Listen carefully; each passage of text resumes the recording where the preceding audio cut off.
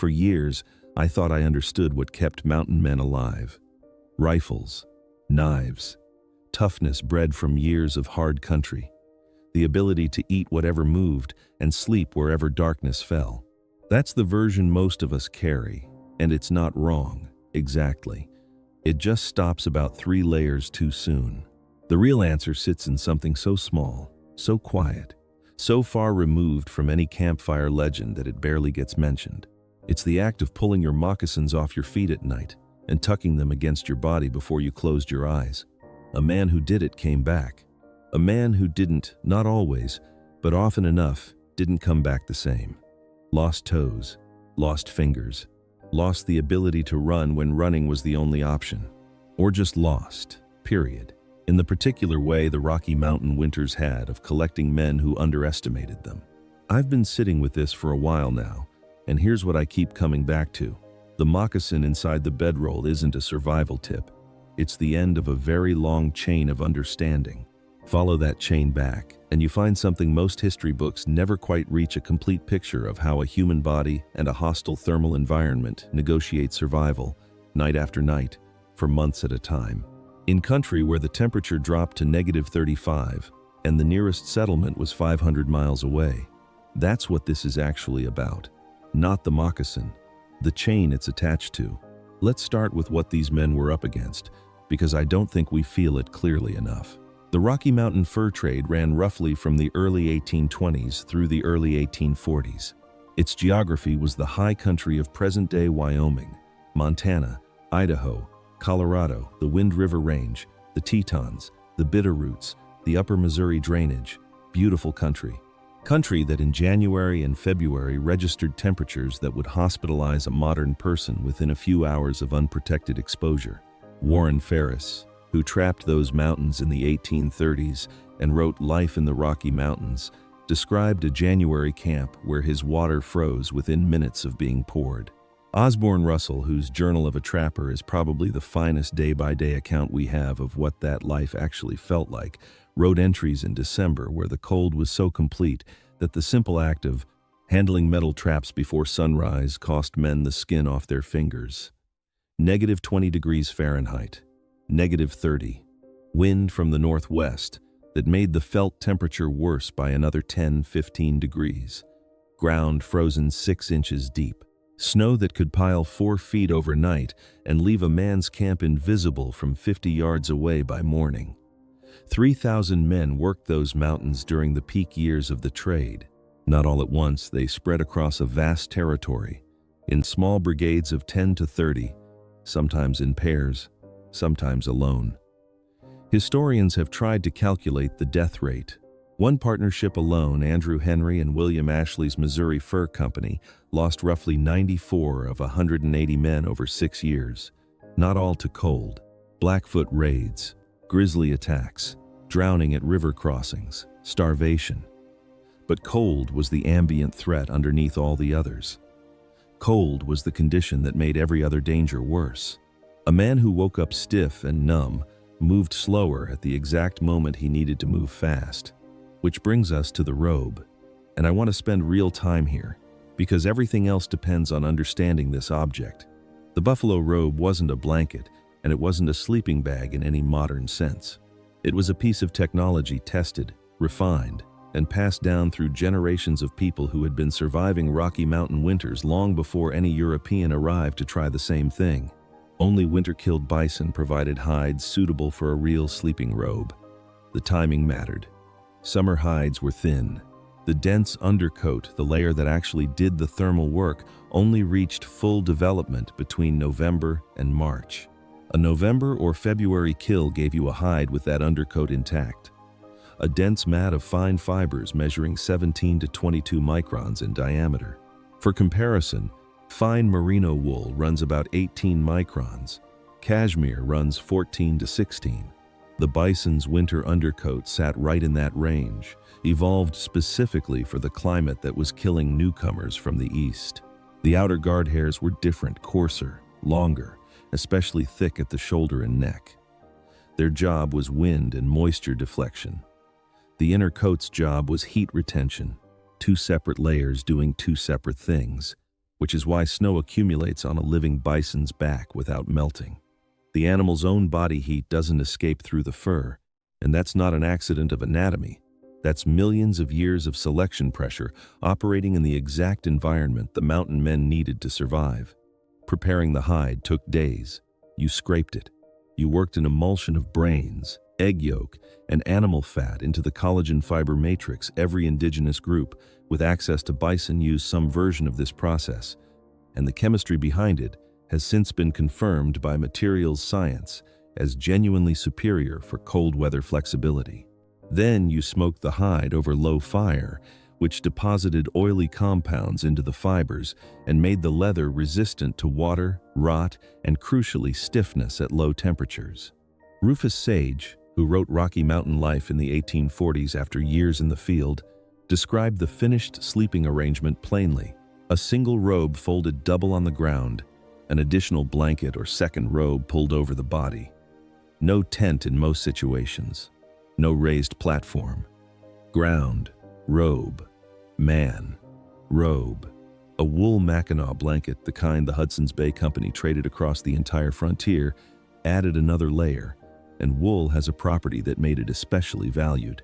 It retained about 80% of its insulating capacity, even when damp. Get wet in a buffalo robe alone, and you were in trouble. Get wet in wool under a robe, and you had a fighting chance. A resting human body generates roughly 80 to 100 watts of heat continuously, all night long. The question isn't whether you generate heat, you do, no matter what. The question is whether your sleeping system captures it or loses it to the surrounding air. A properly assembled winter robe, folded double, provided an insulation value historians of material culture estimate at R3 to R6. Add the Mackinaw blanket and dry grass or pine boughs beneath which trappers routinely gathered before dark, and the total system reached something between R6, 5, and R12. At an external temperature of -25 degrees Fahrenheit, the interior of that system stabilized at roughly 35 to 55 degrees above zero. Cold by any standard we'd recognize today, but above freezing. And that gap, that 40, 50, 60-degree difference between inside the robe and outside it, was the entire premise. Everything inside the robe stayed in a different world than everything outside it. Here's where the moccasin comes in. And here's also where I want to introduce an analogy and then take it apart, because the partial version of it actually misleads. The easy way to explain keeping moccasins inside the robe is to say, you keep them warm so they're comfortable to put on in the morning. That's true. But comfortable isn't the right word, and warmth isn't quite the right concept. What you were actually doing was maintaining a material at the temperature required for it to function as designed, and that's a different thing entirely. Leather, even the best brain-tanned, smoke-cured buckskin moccasin, holds residual moisture in its fiber structure, typically 12 to 18% water content locked into the collagen matrix. At temperatures well below freezing, that moisture turns to ice inside the fibers. The collagen network, which in a warm moccasin flexes freely in every direction, locks rigid. You can't work it onto your foot without risking cracking the hide. But rigidity is only part of the problem. The deeper problem is thermal. A warm, dry moccasin insulates because its three-dimensional fiber structure traps air. Still, air is one of the great insulators it conducts. Heat at roughly 0.025 watts per meter Kelvin, one of the lowest values of any common substance. When the fibers freeze and that air is replaced by ice, thermal conductivity jumps to approximately 2.2 watts per meter Kelvin, which is nearly a 100-fold increase. So now you see where the analogy breaks down. It's not just that the frozen moccasin is uncomfortable, the way a cold shoe is uncomfortable. A frozen moccasin has chemically become a different object. It stops being insulation. It starts being conduction, a pipe running cold directly into the blood vessels of your foot, accelerating exactly the heat loss you needed it to prevent. Compress that against your toes for any length of time in -20 air, and you have the conditions for frostbite in minutes. Francis Parkman encountered a free trapper on the Oregon Trail in 1846 after the peak fur trade years, but in the same country and among men trained in the same traditions. He described the man's feet with the flat matter-of-factness of someone recording a fact rather than a tragedy. The first joint of each foot was entirely gone, frozen off, several winters before. The trapper was still out there, still working. He walked on the stumps of what used to be toes. That man had survived whatever winter took his toe joints. He'd learned from it. He was still in the mountains. But the version of him from before he learned that version paid the price of not knowing. The moccasin design itself is worth understanding, because the trappers didn't arrive in the Rockies with the right footwear. They came with European-style leather boots, and those boots failed them almost immediately. Osborne Russell's equipment lists the standard trapper's kit as he recorded it in his Journal of a Trapper, covering the years 1834 to 1843, describes what replaced the boots. Pieces of blanket wrapped around the feet, covered with moccasins made of dressed deer, elk, or buffalo skin. He also listed an extra pair of moccasins as standard in every man's kit. You needed spares. Sergeant Ordway of the Lewis and Clark expedition noted that hard travel chewed through a pair in roughly 2 days. The Corps of Discovery fabricated 338 pairs of elk skin moccasins at Fort Clatsop alone for their return journey. The Lewis and Clark boots U.S. Army issue, made on straight lasts with no distinction between left foot and right, lasted less than a week in the field. The moccasin that replaced them came in 2 main configurations.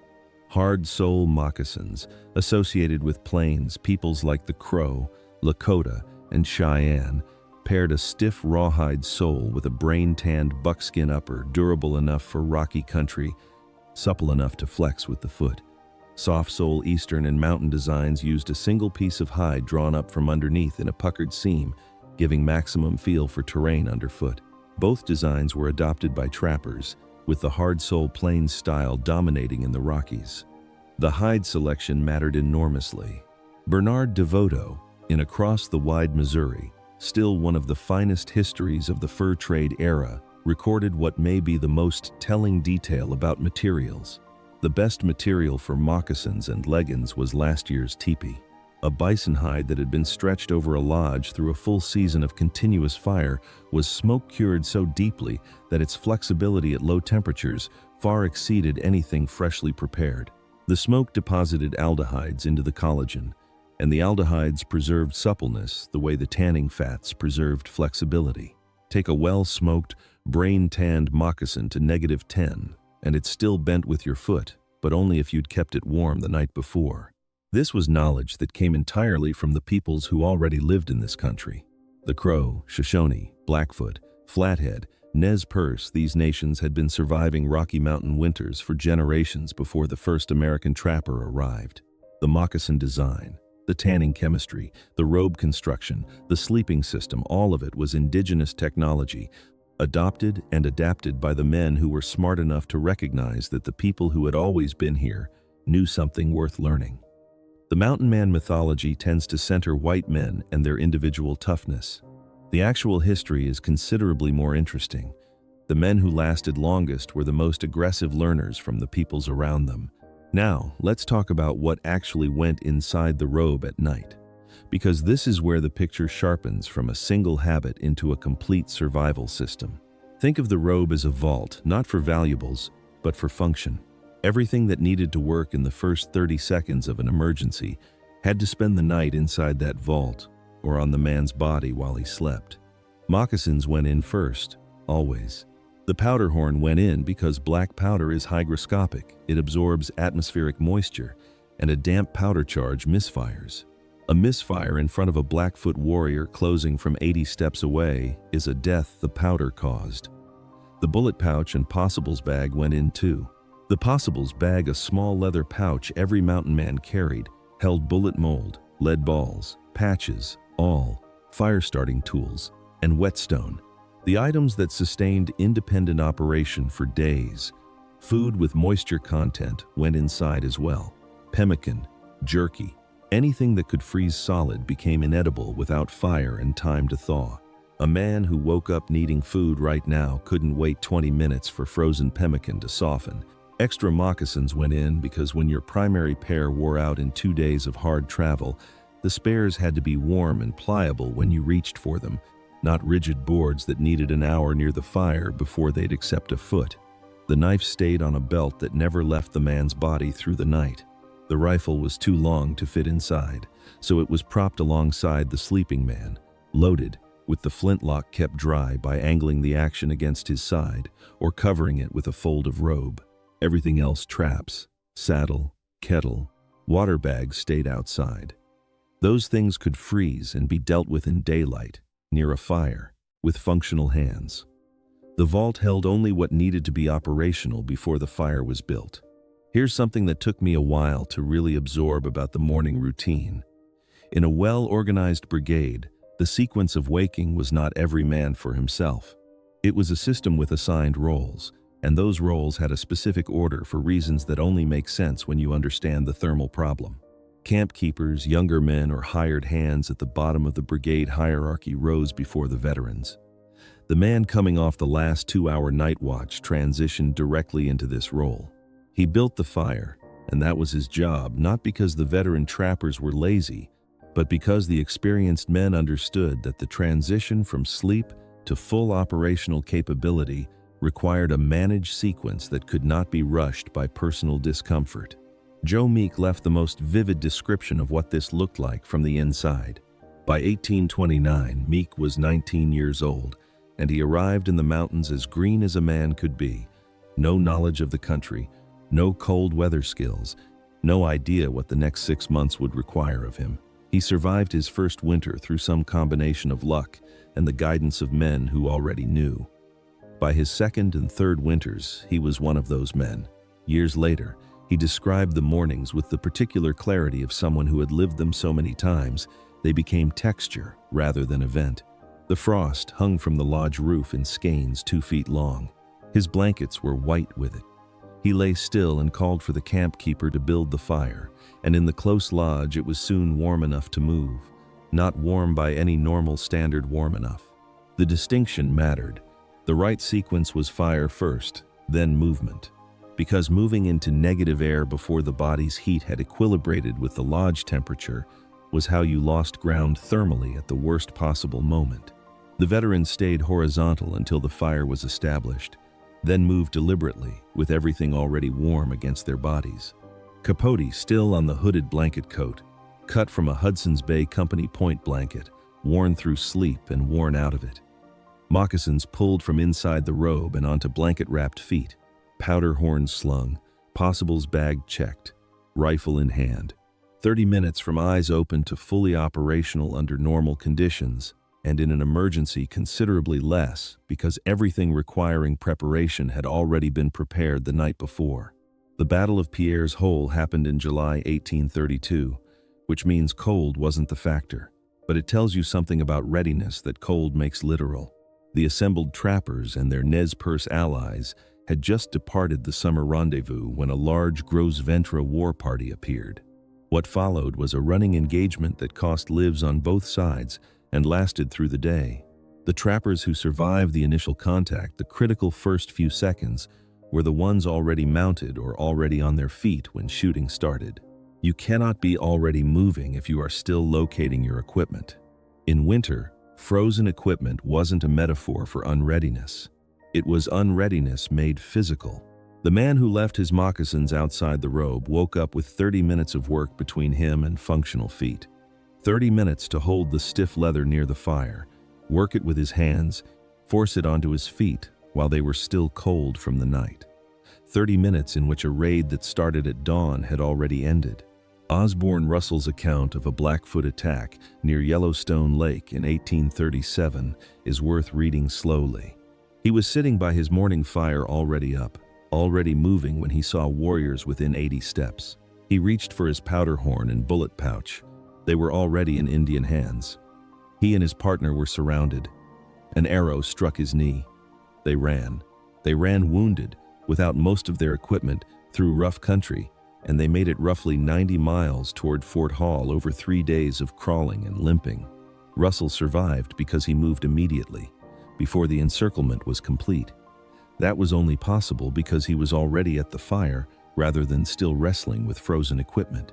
The whole sequence of the previous night, everything arranged, everything warm, Everything accessible had bought him the seconds he needed. John Coulter's 1808 escape from the Blackfoot is the story we reach for when we want to illustrate what mountain men were capable of. And it's worth examining here because it's actually an argument for the bedroll system rather than against it. Coulter was stripped naked, no moccasins, no robe, no possibles bag, no rifle, given a head start across a cactus-covered plain and told to run for his life against several hundred warriors.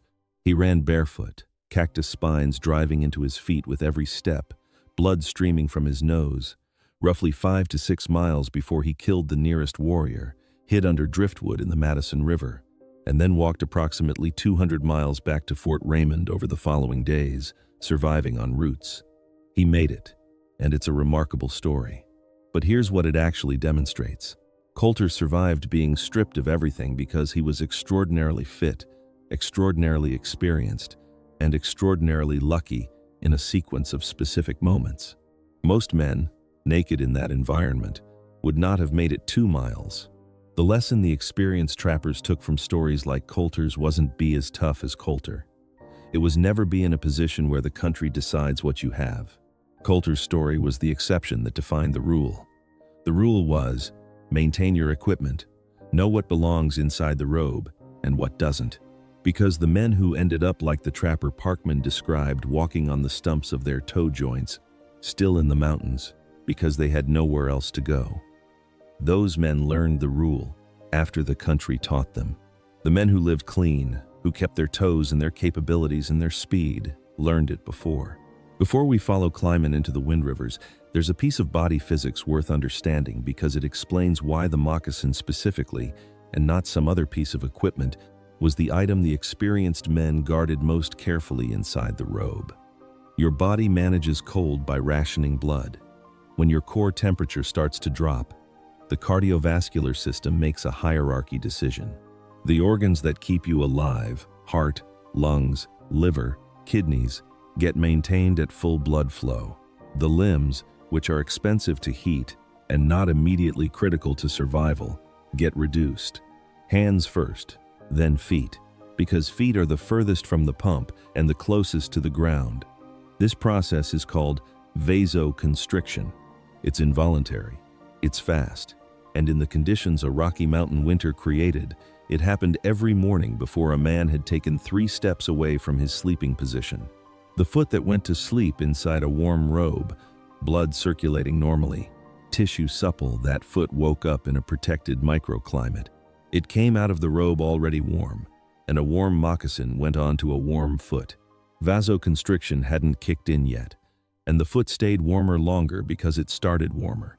The foot that went to sleep without the robe, or whose moccasin was left outside the robe, came out of sleep into cold air, while simultaneously being sheathed in a piece of frozen leather, conducting cold at nearly 100-fold. The rate of the pliable version. Vasoconstriction hit immediately. Blood retreated toward the core. The toes, already cold, got colder still as the body made its hierarchy decision. And within 15 to 20 minutes of exposure in -20 air, a foot that started cold and received a frozen moccasin could be in the early stages of frostbite before the man had finished bridling his horse. This is why Parkman's trapper had lost the first joint of both feet, not from a single dramatic event, not from falling through ice or getting caught in a blizzard without shelter, but from morning after morning of cold feet and cold moccasins in cold air, the cumulative damage of a thermal system that ran a small deficit every single day until the debt came due. The experienced men understood this without knowing the medical terminology. They understood it the way you understand fire burns, through direct feedback, through observation of what happened to men who got it wrong, through the gradual accumulation of somatic knowledge that working in extreme cold produces. They called it, keep your feet warm first thing, and they enforced it through the habit of the bedroll. There's a detail in the clothing system that compounds the moccasin logic in a way worth following. Trappers wrapped their feet in blanket strips before putting on moccasins. Osborne Russell described it plainly in his equipment list. Pieces of blanket lapped around the feet, then the moccasin over the top. The blanket strips functioned as a sock, but a sock made of wool, which retained meaningful warmth even damp, rather than cotton or linen, which lost nearly all insulation value when wet. Those blanket strips stayed on through sleep, so when morning came and the moccasin was pulled from inside the robe and worked onto the foot, it went over a foot that was still wrapped in insulating wool. The system compounded: warm foot, warm wrapping, warm moccasin, 3 layers between the foot's circulation and the cold air, all of them starting at the temperature the robe had maintained through the night. Reverse the sequence: cold foot, no wrapping, frozen moccasin, and you've removed all 3 layers of protection simultaneously. The capote operated on the same logic scaled to the whole body. This hooded blanket coat, cut from a Hudson's Bay Company Point blanket, was worn to sleep in, not set aside, not folded nearby, worn, because anything the man needed on his body at dawn needed to be warm at dawn, and the only way to guarantee warmth was to have spent the night inside the vault generating it. The capote meant waking up already dressed. The blanket wrappings meant waking up with protected feet. The moccasins inside the robe meant the final layer was ready before the first step hit the ground. Scott Walker, who field tests period mountain man equipment in modern conditions and documents the results for the American Mountain Men organization, has slept in a buffalo robe combined with 2 3.5-point blankets while wearing his capote and mittens through the night. The system works as described. The interior temperature of a properly assembled robe in hard winter conditions stays above freezing, even when outside temperatures fall to -25. The layered wool retains function even when moisture from breathing accumulates. A man waking up inside that system is warm, functional, and clothed in the same instant. That's what the veterans built every night before they closed their eyes. And the building of it, the checking that everything was where it needed to be, the tucking of the moccasins, the adjustment of the robe, that final minute of arrangement before sleep, was itself a form of knowledge. Proof that the man knew what the morning required. One thing the journals make clear, if you read enough of them, is that this knowledge didn't travel in words. No trapper wrote a handbook. No brigade leader gave a formal orientation. The bedroll system, the moccasin logic, the morning sequence, none of it got written down as instruction. It transferred through proximity and observation, and the occasional blunt correction from an experienced man to a green one who'd gotten something wrong. Joe Meek's first season is instructive here.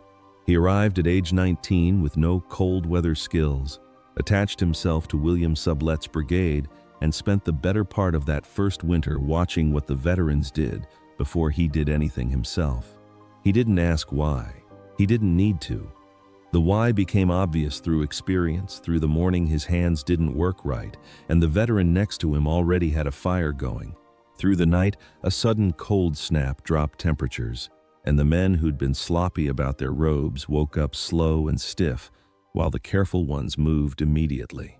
The knowledge propagated the way all embodied knowledge propagates. You watched someone who knew. You copied what they did.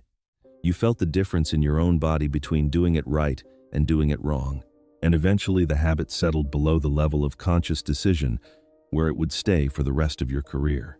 This is why the experience gap between veterans and greenhorns was measured in something more specific than years.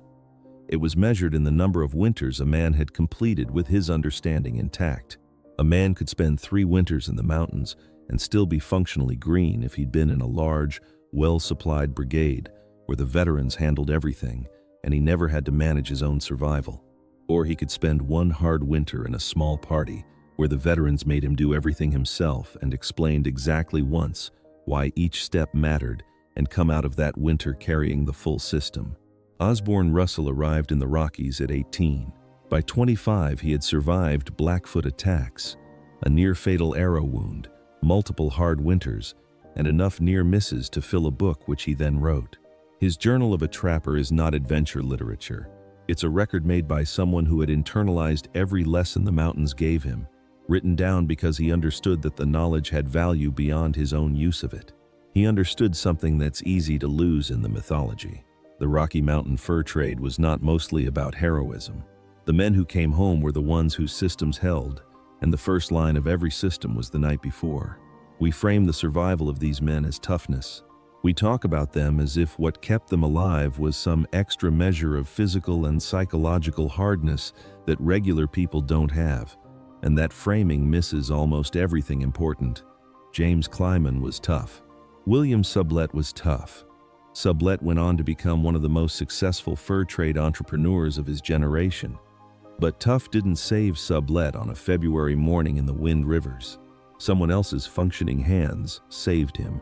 What actually kept men alive across the full arc of a trapping career was transferable, learnable, specific knowledge about how to manage the relationship between the human body and extreme cold. Some of that knowledge was about action, how to move, how to read weather, how to find food. But a surprising amount of it was about inaction, about what you arranged before you went to sleep, about the discipline of the bedroll. The moccasins in the robe is a strange thing to teach a man. It doesn't feel heroic. It doesn't make for a good story at a rendezvous campfire. It's a quiet habit performed alone in the dark. But it's also the reason a man's feet worked in the morning and kept working through the season and kept working through the years until he had old toes and could walk out of the mountains still whole, rather than on the stumps of what he used to have.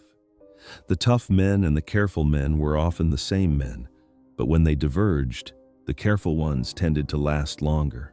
There's a passage in James Clyman's diaries that I keep returning to. Clyman was with the Ashley Party in the early 1820s, one of the foundational brigades of the Rocky Mountain fur trade, and he left journals written in a phonetic spelling so personal that you sometimes have to read sentences twice to parse them. He wasn't writing for publication. He was writing because he needed to record things, and what he recorded again and again was not the action, not the geography, not the encounters. He recorded cold. Specifically, what cold does to equipment and what happens when equipment fails. February 1824, Wind River Valley. He and William Sublette had killed a buffalo, eaten well, built a sagebrush fire. Wind scattered the fire at dusk. Through the night, frozen ground, wind, fine frosty snow, no replacement fire. Dawn came and they tried to restart. And Clyman wrote that as soon as their hands were exposed to the air, they became so numb that they could not hold the flint and steel. Sublette showed what moderate hypothermia does to decision-making. He laid down, nearly asleep, the body's dangerous warmth-seeking surrender, the phase where the brain starts releasing the fight and the core starts conserving what it has left by letting the extremities go. Clyman found a single surviving coal the size of a corn kernel, fed it with his breath, nursed it to flame, rode 5 miles to timber, built a proper fire, and came back for Sublette, who was too numb to dismount his horse unassisted. Both men lived, but read what that morning required. Functioning hands, feet that could grip stirrups, a body that had retained enough warmth even after a bad night, even without a robe, even on frozen ground to perform a series of precise physical tasks. Clyman had just enough left to execute the sequence. Sublette almost didn't. Now add the moccasins. 2 men with proper robes, moccasins inside, waking up in the same conditions. The moccasins go on warm feet while the hands are still inside the robe's warmth. The flint and steel come out of the possibles bag that spent the night against the body. The sequence becomes: pull on footwear, find fire-starting materials, make fire. Each step possible, because the previous night's discipline made each step possible. The men who learned that discipline, and I mean really learned it, not as a tip, but as an automatic habit performed without thinking, on the worst nights when thinking was the hardest thing, those men ate the next morning.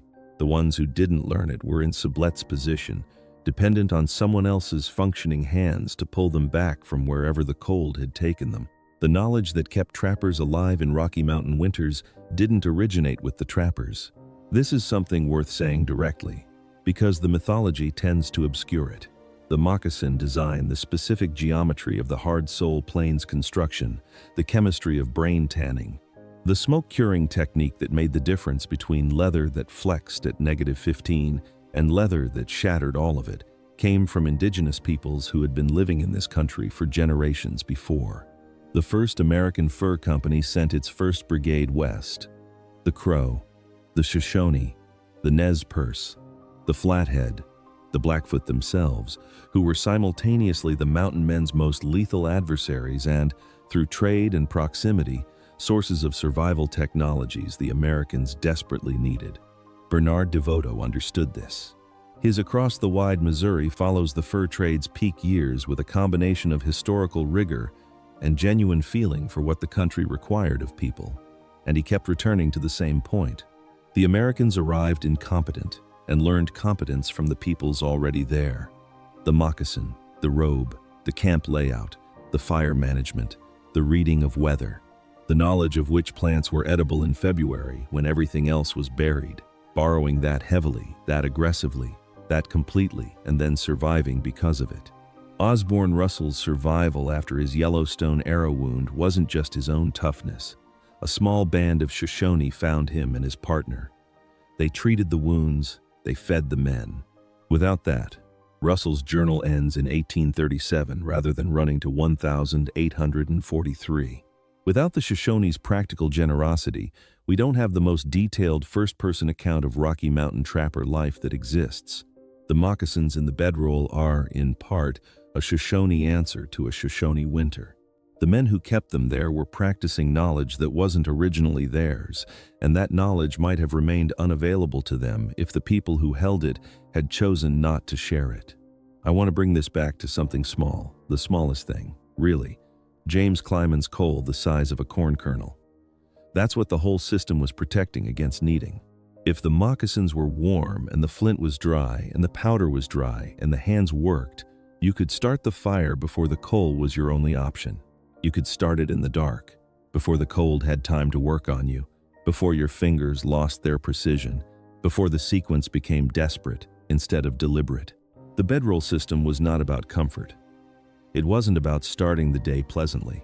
It was about making sure that on the morning when everything went wrong, the night guard fell asleep, the fire died, the temperature dropped 20 degrees overnight, the raiders came at dawn, a man still had the tools to act. The moccasins went inside the robe every night because the mountain men who lasted understood something that takes a while to fully arrive at. In the kind of cold they were working in, being functional at dawn was not the default state. It was a deliberate construction, built the night before, maintained through sleep, assembled from a robe and a specific set of choices about what belonged inside it. The men who grasped that really grasped it. In the body rather than just in the head, they came back. Season after season, year after year, with their toes intact and their hands working and their powder dry. Not because the mountains were kind to them, because they had learned, from the people who always knew, how to spend the night.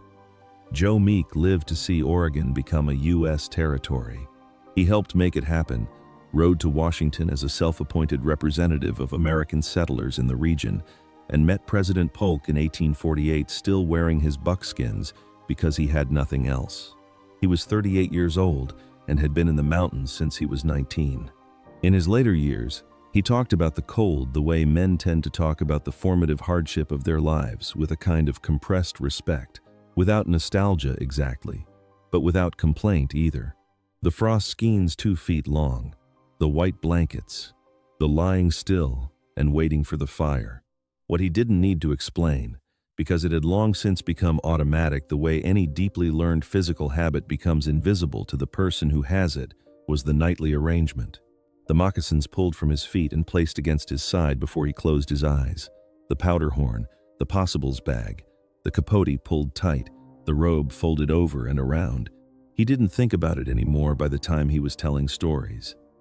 It had become the shape of how a night worked, like how you breathe without deciding to. He'd arrived in the mountains not knowing it. He'd watched experienced men and copied what they did without fully understanding why. He'd learned why through the winters that followed slowly, through cold mornings and narrow escapes and the accumulated evidence of what worked and what didn't. And then he'd taught it to the next man who arrived green and unprepared and needed to learn how the country actually functioned before the country had a chance to finish the education for him. That chain from the Shoshone and Crow to the veterans to the greenhorns, from experience to habit to survival, that's what the moccasin in the bedroll actually is. The end of a very long chain of people learning how to spend the night alive.